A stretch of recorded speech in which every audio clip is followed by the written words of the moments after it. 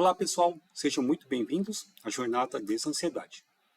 Eu percebi que alguns dos meus hábitos diários estavam alimentando a ansiedade, sem que eu tenha me dado conta. Eles eram como pequenas goteiras que vão se acumulando e formam uma enxurrada de preocupação e esgotamento. Essa aula é sobre como identificar os comportamentos sutis que intensificam a ansiedade e falar sobre esses 5 hábitos que, sem perceber, pode estar sabotando sua saúde mental e como você pode começar a mudá-los a partir de hoje.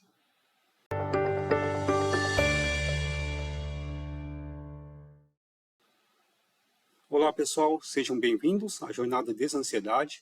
Aqui eu ensino as pessoas a transformarem a ansiedade em confiança e autocontrole. Ou seja, a ideia aqui não é eliminar a ansiedade, mas sim desvendar essa energia de vida e usar a nosso favor de forma produtiva.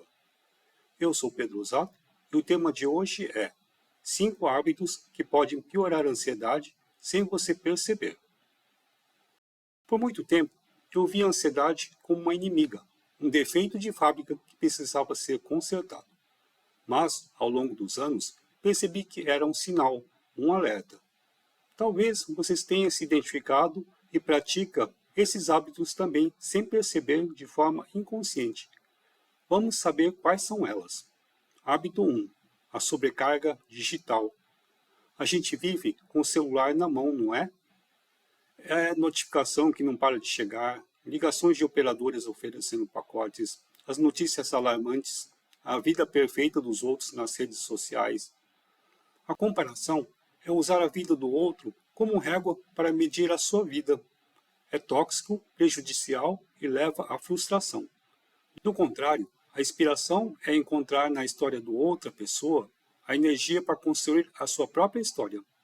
O celular passou a substituir muitos objetos, a lanterna, o despertador da cama, a agenda escrita, o calendário, notebook, calculadora e muitas outras funções. Eu costumava achar que precisava estar sempre conectado, mas isso me deixava mais ansioso. O meu cérebro estava constantemente em estado de alerta, processando um excesso de informação que eu não conseguia assimilar. O próprio hábito de usar o celular antes de dormir pode levar a uma dificuldade em adormecer, resultando em noites de sono mais agitadas. A luz emitida pelas telas dos celulares, tablets e computadores pode suprimir a produção de melatonina, o hormônio que regula o sono, prejudicando a qualidade do descanso. O que aprendi? A era digital nos faz sentir a necessidade de estar sempre ligados, mas a desconexão é uma ferramenta poderosa. Comecei a praticar o detox digital. Isso não significa sumir da internet, mas sim criar limites. Eu desligo as notificações dos aplicativos, evito o celular na primeira hora da manhã e na última hora antes de dormir. Estabeleço horários para checar as redes sociais e isso já tem me ajudado. A ansiedade diminui quando a mente tem espaço para respirar, livre do excesso de estímulos. Hábito 2. O perfeccionismo silencioso. Eu me cobrava para ser perfeito em tudo, no trabalho, nos relacionamentos, nas minhas metas pessoais e até mesmo no lazer com horários rígidos. Não era uma cobrança declarada, mas sim uma sensação de que se eu não fosse impecável, algo sairia errado. Esse perfeccionismo me paralisava, me levando a adiar tarefas pelo medo de não conseguir fazer bem o suficiente. Qualquer imprevisto que acontecia, fora do planejado, já me deixava irritado. E por medo de arriscar, a gente vai perdendo várias oportunidades. E isso que é o perfeccionismo faz com a gente. O resultado é mais ansiedade e frustração. E o que aprendi? O perfeccionismo não é sobre não errar, é sobre medo. Medo de ser julgado, medo de ser criticado, medo de falhar, medo de não ser bom o suficiente. Eu comecei a praticar a imperfeição produtiva. Em vez de buscar a perfeição, busco a excelência. Faço hoje e se não estiver bom, amanhã eu melhoro. Se a gente analisar, não há o que melhorar no que já está perfeito. E não é essa a nossa condição humana. Estamos sempre no processo de evolução. Tem uma frase que fala que feito é melhor que perfeito. Aprendi a me permitir errar e ver os erros como parte do processo de aprendizado. Na PNL, Programação Neurolinguística, o erro não é visto como um fracasso, ele é apenas um feedback e significa um resultado fora daquilo que estávamos esperando. Isso me fez libertar do peso da cobrança excessiva e me permitiu agir com mais leveza. Hábito 3. Ignorar os limites do meu corpo. A ansiedade é uma experiência física, com sintomas como coração acelerado, suor, falta de ar, entre muitas outras sensações. Por muito tempo, eu ignorei esses sinais como se eles fossem um incômodo que eu precisava combater. Quando tinha dor de cabeça ou uma dor no corpo, tomava um remédio e rezava para a dor ir embora. Ignorava os sintomas, sem olhar para os avisos que o meu corpo estava dando. Eu passava o dia inteiro trabalhando sentado. E muitas vezes, esticava o trabalho até tarde da noite. Comia de forma apressada e a única pausa que eu fazia era para rolar a tela do celular ou ir ao banheiro. E o que aprendi observando os sinais do meu corpo? O corpo é um comunicador incrível e nos avisa incansavelmente que algo não está bem. Os sinais da ansiedade que ele me enviava não eram um problema, mas sim um pedido de socorro. Precisei sair do piloto automático e comecei a prestar atenção e ouvir mais o meu corpo. Hoje, quando sinto a ansiedade bater, eu me levanto e faço um alongamento. Saio para dar uma caminhada curta ou simplesmente respiro fundo. Faço uma pausa e bebo um copo d'água.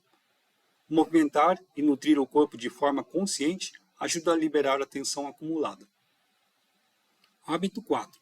A mentalidade de catástrofe. Esse é um dos mais sorrateiros. É aquele hábito de sempre imaginar o pior cenário possível. E se eu perder o emprego? E se aquela pessoa não gostar de mim?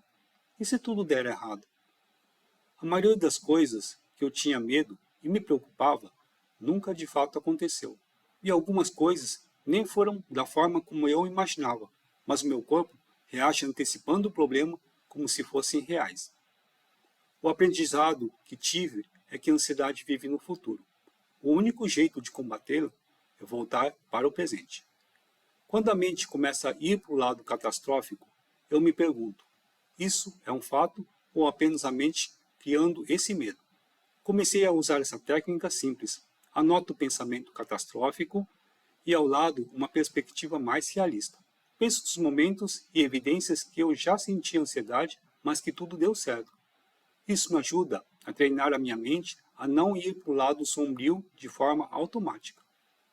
Na tentativa, você tem alguma chance de dar certo. Na falta de tentar, você não terá chance alguma. Hábito 5. O hábito de agradar a todos. Eu dizia sim para tudo e para todos. Para tarefas extras no trabalho, para convites sociais que não queria ir, para favores que me sobrecarregavam. E eu me sentia na obrigação de não desagradar o outro. A ansiedade era o meu corpo gritando que eu estava me colocando em último lugar. Aprendi que o meu sim para o outro estava sendo um não para mim. A ansiedade me forçou a aprender a dizer não. A princípio, foi difícil. Não queria desagradar as pessoas. Me sentia culpado. Mas descobri que dizer não para algo que me sobrecarrega era, na verdade, dizer sim para a minha saúde mental. Dizer não não é ser egoísta, é praticar o autocuidado. Te convido agora a fazer um exercício. Pense em 2 pessoas ou 2 situações em sua vida que você precisa falar mais não. Quem são essas pessoas? Pessoas que agora você vai criar um discurso interno, uma mentalização, o que você vai dizer para elas, de como você vai se posicionar. Quando elas vierem pedir coisas para você de última hora, quando vierem usar o seu tempo, usar a sua vida, usar os seus recursos, e você precisa, a partir de agora, colocar limites. Quem são essas pessoas?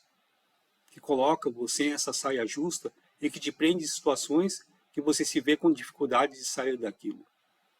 Anote a situação, o nome dessa pessoa e o que você vai falar e fazer para romper com isso.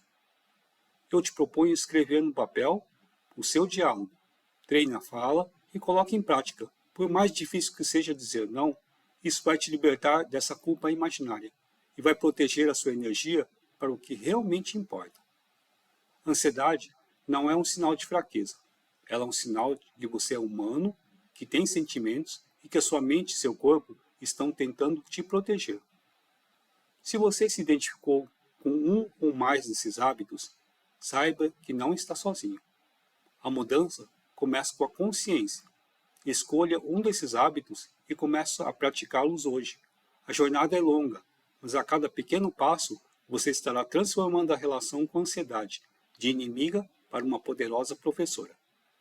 Qual desses hábitos mais ressoou com você? Compartilhe a sua experiência nos comentários. E se gostou desse vídeo, dá um joinha e compartilhe com alguém que precisa saber disso. Gratidão por estar aqui e nos vemos no próximo vídeo.